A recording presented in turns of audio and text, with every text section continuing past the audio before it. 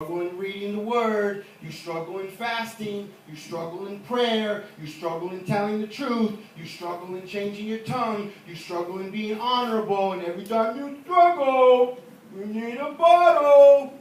Oh, you didn't read your word today? Come here, baby. The word is meat anyway. You need milk. Let me give you some milk. Oh, you don't know the oracles of God? Or you don't know the 7 layers of heaven? Or you don't understand that Jesus really was the Son of God even in the book of Genesis? Or you don't understand what the figurativeness meant with Noah and his ark? You don't realize that Abraham was tithing way before it was in the law? You don't understand the depths, the oracles, the depths of God. Oh, come here, baby. For God so loved the world that he gave his only begotten Son.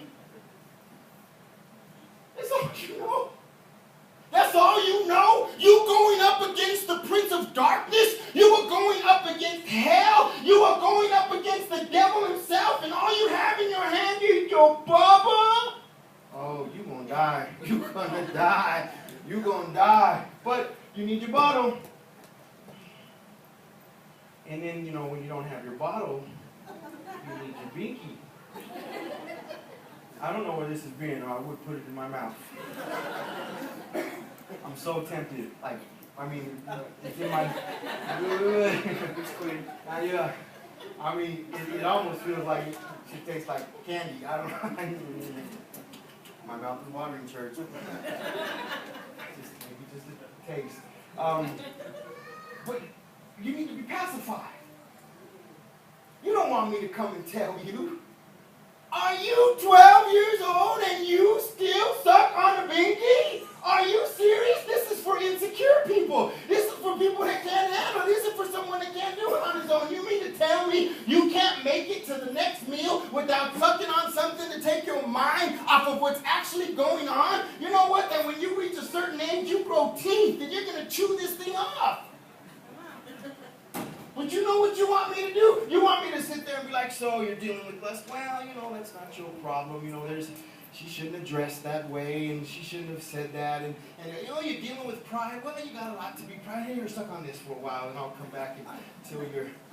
You don't want me to be told, are you serious? Man up. Do what God has asked you to do. Stop doing that to them women. Stop acting like that with them men. Stop doing that. Stop being truthful. Start being honest. Start being sober. Start being the man and woman that God asked you to be. Quit playing games with me. And quit playing games. Give me that out of your mouth. Are you serious? And then the last thing, and I'm almost done, is, of course, some of you just simply need your diaper changed because you are full of it. You're full of it. Man, I know one now. Oh, y'all overboard. All right, dirty diapers come first. You're first. Dirty diapers. I can deal with your pride and your lies, but I can't deal with the other end. So come over here. I'm going to throw you overboard. Unpack your bags. You know what the word baggage means? Give me 15 more minutes. Like 18. Okay, 23. You know what the word baggage means? Things that encumber one's freedom, progress, development, or adaptability, impediments. You know what intellectual baggage means? It keeps one from thinking clearly, intellectually. You have intellectual baggage. You know what I tell you, in the 4th grade, my teacher told me, he's like, you do not know how to spell. I flunked the 4th grade, by the way. I repeated the 4th grade twice. And it was so hard on me intellectually that to this day, when I spell the word because, B-E-C-A-U-S-E, the only reason I know how to spell it is because she made me sit there and write it over and over again. And because I'm dyslexic, it doesn't come as those words, right? I have to memorize how to write it, not spell it correctly. Okay? It intellectually messes me up that I'm 41 years old now, and every time I write that word, I think of how she made me feel in front of everybody. See? Intellectual. And you know what? I'm talking about a husband talking to his wife bad. I'm talking about a wife talking to her husband bad. I'm talking to a parent talking to their child bad. Or a child talking to their parents bad. I've seen some children, I just feel like slapping the tar out of them. But I don't want to go to jail, man. You slap my kid. Oh, I'm sorry. You talk to your mama like that? You talk to your daddy like that? You can't say that. You can't do that. Intellectual. You know what? Neurotic conflict. Neurotic conflict. That arises from struggling with too much emotional baggage. So you're dealing with baggage, intellectual baggage, you're dealing with neurotic baggage, and you're dealing with emotional baggage. You are carrying all this baggage around, and you are in the midst of the storm. Is what I'm asking you is we've already proven the fact that you have baggage. We know you have baggage. We've talked about your baggage. You said, I have baggage. You needed help with your baggage when you came to the cross and you said, God, help me. And he says, come to me, all who are heavy burdened, and I will lighten your load. So you knew you had baggage, but when God said, now get up and go live after me, get up and do what I told you to do, and you say, okay, Lord, I'm going to go. But before I leave, let me grab my baggage. It's probably going to be a long trip, so I need something to mess with. All of this, and you know I got a diaper, so I'm usually going to make a mess. I need my bottle, I need my mirror. This is the only thing I don't need. Get up like this. Thank you, Lord, for touching my life. Thank you for blessing my marriage. Thank you for giving me another chance. In Jesus' name. All right, guys. I'll see you Sunday.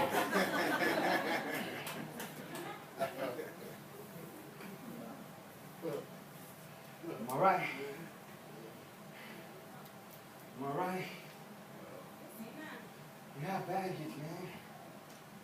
And you have to unpack it so that you know what you're dealing with. I've unpacked my baggage here for you tonight so that you can see what I'm dealing with. And is what I'm tired of doing is carrying it around. I need to dump it out. I need to start all over again. Because I'm tired of being in the midst of the storm. I'm tired of the rain. And isn't it weird? Doesn't it feel like it's been raining since January? I mean, it's been raining since January. I don't know how to dress, church. I don't know what to put on. The other day I put on sweats and a muscle shirt. It was too cold. So I put on shorts and a jacket. It was too hot. But it's a storm. I'm tired of the storm, and I'm ready to unpack my bags. I'm ready to dress for the occasion. I'm ready to take out my bitterness. I'm ready to take out my past. I'm ready to take out my Kleenex. And I'm tired of carrying around these things all day. I'm ready to purge my baggage. I'm ready to purge my baggage. Not so much anymore that you know I have baggage, but to say I've dealt with my baggage. I've dealt with my baggage. I've come to a place in my life where I don't care if you're an atheist. I don't care if you're progressive. I don't care if you threaten me. I don't care if you don't like me. I don't care if you don't listen to me. I don't care if you don't love me, because I got a God, and I refuse to let you put more baggage on my life. Yeah. So then, if it's empty, what are we going to put in it? Book of 1 John chapter 5. I'm almost done. Book of 1 John chapter 5, verse 2 and 5. 1 John chapter 5, verse 2 through 5.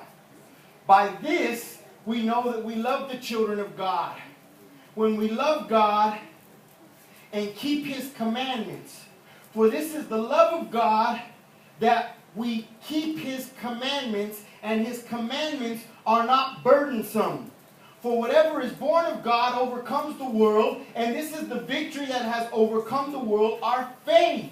Who is he who overcomes the world but he who believes that Jesus is the Son of God? So it says, if it's empty, then what do you need to fill it? You need to fill it with the commandments of God. You need to fill your bag with the commandments of God. If you told me don't even get into the 10 Commandments. I can't even get into the 10 Commandments because your bags are so full they won't fit. You got to unpack your baggage and make some room for God's commandments to come into your life starting right now. Amen. That's what you put in an empty suitcase. That's what you put. You know what you need? You know what you need? You need.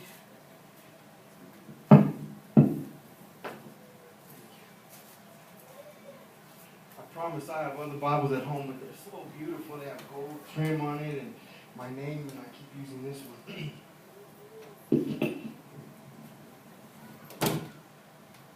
All you need in your bag, amen, is your sword and your shield.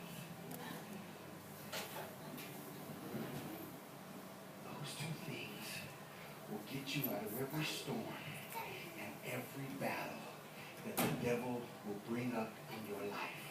Everyone. But the only way that's going to fit is if you get rid of all the other stuff. Unpack your baggage. Unpack your baggage. Bishop, play something beautiful. Oh, look what else I got. A little flame. I'm going to pack that. That's pretty awesome. A diamond, because I'm a precious stone. And I'm short. Under pressure. Unpack that in my bag. Bible, peace, power, strength, patience, love, forgiveness, and the 10 Commandments. If your baggage is full, you won't have room for your trophies or your crown. You won't have room for your trophies or your crown. Because bitterness takes it up, and anger, and hatred, and fear, and lust. Your devils and your demons and the things that you carry, that every time it's time for God to move you on to a higher level, to a better place, you run back to your pile of baggage and you start collecting it and putting it in your arms. You know, I've seen some pastors say, hold your hands forward like you're going to receive something. It's because you've been carrying something around for so long, it's time to receive something new. Something new. You've been carrying around junk for so long. You've been listening to the opinions of others for so long. They really think they know better than you do. They really think they're smarter. They really think they're more talented and more capable. And they want to tell you how to run your life, and they have no idea how to run their own lives. But we're going to unpack our bags today.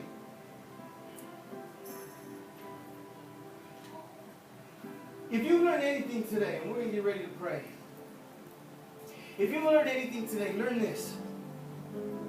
The next time that something comes up in your life, the next time that something happens, the next time that something, you say this to yourself, say, I will not add weight to my life anymore. I will not add weight to my life anymore. If somebody is not good for you in your life, throw them overboard. Throw them overboard. It's going to hurt for a minute, because we saw in the book of Jonah that the men, they didn't want to throw Jonah overboard right away. They gave him a chance, and they really tried to row. You know what? You've tried to row. You've really tried to do it. You've tried to succeed without breaking up your family, without breaking up your home, without turning your back on that man, without turning your back on that woman, without running away from your in-laws, or running away from your parents, or running away. You've really tried to do it under their rules and regulations, but the storm keeps blowing and blowing and blowing. It keeps getting harder and harder and harder. You keep blaming yourself more and more and more. I'm giving you permission today to unpack your bags and repack it the right way. If you've ever gone to DIA's airport, you know, they check your bags, and they check your liquids now. You got a certain amount of liquids, they throw it in the trash. A nail file or a nail clipper, they throw it in the trash. I think we need to go to the Lord's International Airport, stand in line with our baggage, and let God go through it. God will be like, nope, nope, nope, nope, nope, nope. Congratulations, you have no more baggage. Walk in. I will not add weight into my life anymore. I've unpacked my bags, and I